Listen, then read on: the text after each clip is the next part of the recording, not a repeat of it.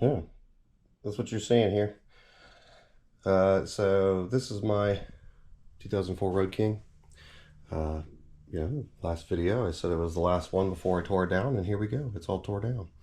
Um, what I was getting was a little bit of smoke at idle and a top end kind of knock or ticking after the engine got warmed up. So I was like, huh, let's take a look. I took a scope down the bore and I saw some things that I was like, huh, I think it's time for a top end rebuild. And here we go. So what I noticed is the valves have a considerable amount of carbon on them. This engine isn't the original engine for this bike. I think when I look at the numbers on the case, it's actually from a 2000. So this bike has had, and I knew this already when I bought it, this bike has had a new engine put in or a different engine put in. And so I don't really know how many miles the engine in it has now. So I have no idea what it took to get here, but this is what I noticed when I took it apart. And what I figured is this is what might be, or what was causing the top end knocking, or not knocking, or ticking, is this valve. The valves, particularly the exhaust valves, are sticking pretty bad. Now this is even after, I can't even get it to go. This is even after cleaning up the area in here a little bit, even around the valve guide. So this is after even cleaning that up, it's still sticking pretty bad due to the carbon around the end of that valve. And so yeah, it was time.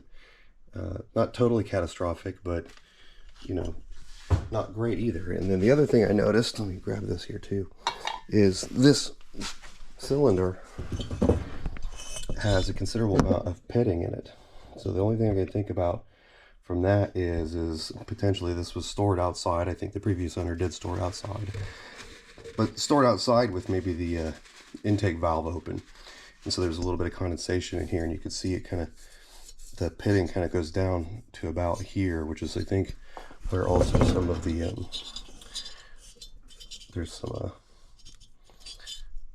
stains on the other side of this here. So not great, right? So yeah, I think it was due, but that's part of also what we're looking at over here. So some of the goodness that we're going to here is I've got some S&S goodies. S&S, I got a piston and jug setup for 95 inch. So that's kind of what we're looking forward to here on this bike. I also have actually have a new set of heads coming too. I ordered the S&S Super Stock, I think it's 89cc heads to go with it. So this is going to be exciting. I'm going to try and get this thing buttoned up in the next week or so, get her back on the road.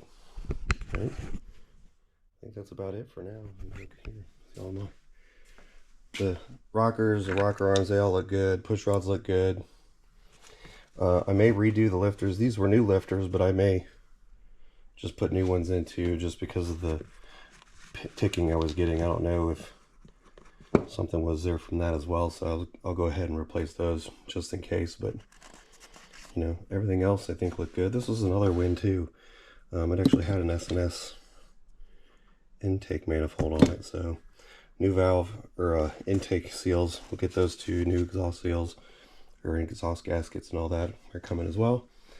But yeah, I didn't do a how-to, or not a how-to, I didn't do a teardown video because I just kind of got in the groove, had some music on, and just got into tearing apart. And now that I'm done, I'll just show you guys how far I got, what we're going, what we're doing, and excited to have this project done and rolling so I can get the bike back on the road.